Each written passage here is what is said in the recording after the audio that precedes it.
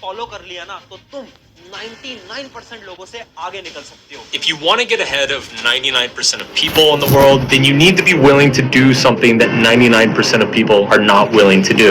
ये वो secret routine है जो कि वैदिक टाइम से चलता आ रहा है। इस रूटीन को पुराने जमाने के लोग फॉलो किया करते थे और शायद इसी रूटीन की वजह से जो पुराने जमाने के लोग होते थे ना, उनकी मेमोरी पावर, उनकी थिंकिंग पावर और उनकी ब्रेन पावर आज के कंपैरिजन में 5 से 10 गुना ज्यादा हुआ करती थी। और शायद इसी वजह से वो एक दिन के अंदर एक पूरी की पूरी किताब भी याद कर सकते थे। To improve your memory. This routine helps us to stay connected. तो हाय एवरीवन, मेरा नाम है प्रशांत। अगर आपको ये लग रहा है कि इस वीडियो के अंदर मैं आपको कोई टाइम टेबल देने वाला हूं, तो आप एकदम गलत हो। क्या आपको ऐसा लग रहा है कि इस वीडियो के अंदर मैं आपको ये बोलूंगा कि सुबह 4 बजे उठो, सुबह 5 बजे उठो, रात को जल्दी सो? तो ऐसा मैं कुछ भी नहीं बोलने वाला हूं। आज मैं कोई आपको टाइम टेबल देने नहीं आया हूं, क्योंकि सभी इंसान का सुबह उठने, रात को सोने, सबका समय अलग अलग होता है। तो हम किसी को ये नहीं बोल सकते कि सुबह जल्दी उठो या फिर रात को आप जल्दी सो सकते हो, ऐसा हम नहीं बोल सकते ना। इस वजह से मैं आज एक ऐसा रूटीन बताने आया हूं ना, जो कि वैदिक टाइम से फॉलो होता आ रहा है। हमारा जो पूरा दिन होता है ना, वो 5 भागों के अंदर हम डिवाइड करेंगे और एक एक भाग के बारे में समझेंगे और सारे भागों को मैं साइंटिफिकली एक्सप्लेन भी करने वाला हूं। तो सबसे पहले बढ़ते हैं हमारे पहले भाग की तरफ, यानी स्टेप नंबर 1, जिस स्टेप का नाम है सेटिंग दी फाउंडेशन। यानी अब इस स्टेप के अंदर आप अपनी फाउंडेशन बनाने वाले हो। कुछ समझ नहीं आया ना? तो देखो, वैदिक टाइम से ही एक कहावत चलती आ रही है। वो कहावत कुछ इस प्रकार थी ना कि जब भी आपको सपने देखने हैं ना, तो अपने सपने लिख दो, तभी वो आपके सपने रियलिटी में कन्वर्ट हो पाएंगे। और ये जो चीज है ना, बहुत बड़ी सच्चाई है। क्योंकि इमेजिन करो, आपका गोल है, कोई आपका सपना है। अब जब भी आप उस सपने को कहीं पर लिख दोगे ना, तो अब आप जब उसको डेली देखोगे तो आपके अंदर एक मोटिवेशन आएगी उस चीज को पाने की, और आप उसके लिए मेहनत करोगे। और साइंटिफिकली ये जो पूरा कॉन्सेप्ट है, इसको हम बोलते हैं द लॉ ऑफ मैनिफेस्टेशन। यानी जिस भी चीज के बारे में आप बार बार लिखोगे, बार बार बात करोगे, तो यूनिवर्स वही चीज आपको प्रोवाइड करेगा। तो पहले भाग के अंदर, पहले स्टेप के अंदर आपको करना क्या है? कुछ नहीं करना, एक पेपर लेना है, उस पेपर के अंदर अपना गोल लिखना है। आपका सपना क्या है? अगले 30 दिन का सपना लिख सकते हो, या फिर 1 साल का, 2 साल का, 10 साल का, जो भी आपका सपना है उस पेपर के अंदर लिखो और उस पेपर को अपनी स्टडी टेबल के सामने चिपका दो। उससे क्या होगा कि आपको हर रोज मोटिवेशन मिलेगी। जब भी आप उस पेपर को देखोगे, आपको पता होगा कि आपके गोल क्या हैं, आपके सपने क्या हैं, और उन सपने के लिए आप लगकर हर रोज काम करने वाले हो। तो सबसे पहला जो भाग है ना, वो आपको ये बताता है कि अपने सपने को रियलिटी में बनवाने के लिए सबसे पहले तो अपने सपने लिखो और आज से इस काम को करो। और आप इस काम को कैसे कर सकते हो, अभी आपको कमेंट सेक्शन खोलना है और कमेंट सेक्शन के अंदर जो भी तुम्हारे सपने हैं, ड्रीम है, एम है, फटाफट से जो आपका मेन एक ड्रीम है ना, जो आपका मेन एक एम है, वो अभी के अभी वीडियो पॉज करो और कमेंट के अंदर लिखो, ताकि आपको याद रहे कि हाँ, आपने इस वीडियो के अंदर कमेंट किया था। और जब आप इस ड्रीम को पूरा कर लो, तो वापस से आना इस वीडियो के अंदर और उस कमेंट का रिप्लाई करना कि हाँ, तुमने अपने सपने को अचीव कर लिया है। अब बढ़ते हैं फटाफट से भाग 2 की तरफ, यानी दूसरे भाग की तरफ। और दूसरे भाग का नाम है द सीक्रेट मॉर्निंग रूटीन। यानी अब जैसे हम सुबह उठेंगे, तो देखो, उठने का समय अलग अलग हो सकता है। कोई 4 बजे उठ रहा है, कोई 10 बजे उठ रहा है, उससे फर्क नहीं पड़ता। फर्क इस बात से पड़ता है कि आप सुबह उठते ही आखिर कर क्या रहे हो। तो बेसिकली हमें 3 स्टेप्स करने हैं जैसे ही हम सुबह उठते हैं। जैसे ही आप उठ रहे हो ना, तो सबसे पहले आपको जो करना है ना, वो ये स्टेप रहेगा कि अपनी हथेली को लेना है, या आप हथेली देख सकते हो, उनको ऐसे ही आपस में मसलना है और इनको अपनी आंखों के ऊपर इस प्रकार से लगाना है। शायद आपने अपने बड़े बुजुर्ग लोगों को भी ऐसा करते हुए जरूर देखा होगा। बट इसके पीछे का साइंटिफिक कॉन्सेप्ट क्या है? इसके पीछे का साइंटिफिक कॉन्सेप्ट ये है, जैसे हम उठेंगे, अपने हाथ को अपनी आंख पे टच करेंगे, तो हमारी आंख के कुछ एक्यूप्रेशर पॉइंट्स हिट कर जाते हैं और वो एक्यूप्रेशर पॉइंट सीधा लिंक होते हैं आपके दिमाग के साथ। यानी सुबह सुबह वो एक्यूप्रेशर पॉइंट एक्टिव हो जाते हैं और आपका जो ब्रेन है वो भी एक्टिव हो जाता है। यानी अगर आपको पूरे दिन काम करना है, उसके लिए जो आपको ऊर्जा चाहिए, जो एनर्जी चाहिए, वो एनर्जी आपको इस प्रकार से मिल सकती है। दूसरा काम जो आपको करना है सुबह उठते से ही, वो ये है, एक पेपर लेना है और आपको ये लिखना है कि आप उस पूरे दिन के अंदर आखिर क्या क्या करने वाले हो। मैं आपको ये बोल रहा हूं कि आप ये लिखो कि आपको डेली करना क्या है।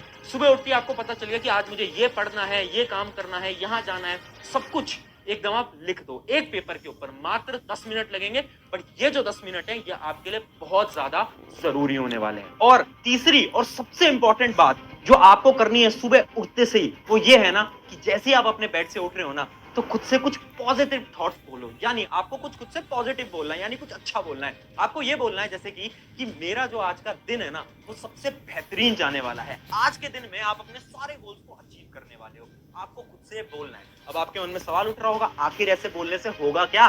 दिन तो जैसा जाना होगा वैसा ही जाएगा। बट यहाँ पर आप एकदम गलत हो, क्योंकि साइंस का ही एक लॉ होता है जिस लॉ को हम बोलते हैं द लॉ ऑफ अट्रैक्शन।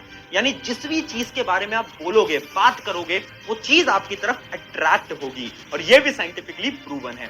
अब हम जब जैसे ही सुबह उठ रहे हैं तो हम क्या बोल रहे हैं कि हमारा दिन बहुत अच्छा जाएगा, हमें सारी खुशियां मिलेंगी, सब कुछ अच्छा होगा, पढ़ाई अच्छे से होगी। तो ऑटोमेटिकली जब ये सारी चीजें हम सुबह उठ के खुद से बोल रहे हैं तो सारी चीजें आपको मिलने वाली है। एक बार ट्राई करके देखना, अगले 30 दिन तक ये मॉर्निंग रूटीन आपको फॉलो करना है। सिर्फ 3 चीजें, किस समय पर उठ रहे हो फर्क नहीं पड़ता, बट ये 3 चीजें आपको फॉलो करनी पड़ेंगी। अब हम बढ़ते हैं तीसरे भाग की तरफ, जिस भाग का आपका नाम होता है द कर्म योगा। यानी ये वो टाइम होता है सुबह उठने के बाद शाम तक के जो बीच का समय होता है ना, जिस समय पर आप कुछ ना कुछ काम कर रहे होते हो। काम यानी आप चाहे स्टूडेंट होगे तो आप पढ़ाई कर रहे होगे, अगर आप कोई वर्किंग प्रोफेशनल हो तो आप कोई और काम कर रहे होगे। अब इस पूरे टाइम को हम बोलते हैं आपके कर्म का टाइम, जब आपको काम करना है। अब इस समय पर भी आपको कुछ चीजों का एकदम ध्यान रखना है। बेसिकली 2 ही चीजें होती हैं जिनका आपको ध्यान रखना होता है। पहला जो चीज है जिसका आपको फोकस रहना है वो है द फोकसिंग आवर्स। अब इस कॉन्सेप्ट को समझाने के लिए एक सिंपल सी आपको कहानी समझाता हूँ। ये कहानी है एक गुरु की और 2 शिष्यों की। एक गुरु था, उसने 2 शिष्य को क्या बोला कि तुम दोनों अपने हाथ के ऊपर एक दिया रखो। एक जलते हुए दिए को उन दोनों के हाथ पे रखा और ये बोला कि अब तुम्हें 1 किलोमीटर आगे जाना है इस दिए को हाथ में लेकर, और शर्त ये है जो है ना ये बुझना नहीं चाहिए। जो भी तुम में से पहले उस क्रॉसिंग लाइन को पास कर लेगा वो जीत जाएगा। अब जो पहला शिष्य था उसने क्या करा, उसने जल्दबाजी में आकर दिए को हाथ में लिया और वो थोड़ा तेज तेज चलने लगा, भागने लगा, क्योंकि उसके मन में यह था कि मुझे जल्दी पहुंचना है। जबकि जो दूसरा शिष्य था वो थोड़ा स्मार्ट था, उसने क्या करा, दिए को एकदम हाथ पे रखा और धीरे धीरे धीरे धीरे चलने लगा। अब हुआ क्या कि जो पहला वाला स्टूडेंट था ना, लाइन के पास आते ही उसका दिया बुझ गया, जबकि जो दूसरा स्टूडेंट था जो कि एकदम धीरे धीरे धीरे चल रहा था वो बहुत टाइम बाद पहुंचा, बट उसका दिया चलता हुआ पहुंचा, जिसकी वजह से वो ये जो कंपटीशन था ना वो जीत गया। ये कहानी मैंने आपको क्यों सुनाई, क्योंकि जब भी हम काम कर रहे होते हैं ना तो हम ये सोचते हैं कि जल्दी हो जाए, है ना, कि सिलेबस जल्दी कंप्लीट हो जाए, पढ़ाई जल्दी हो जाए। बट यहीं पर ही आपको एक चीज ध्यान में रखनी है जो कि है फोकस्ड वर्क।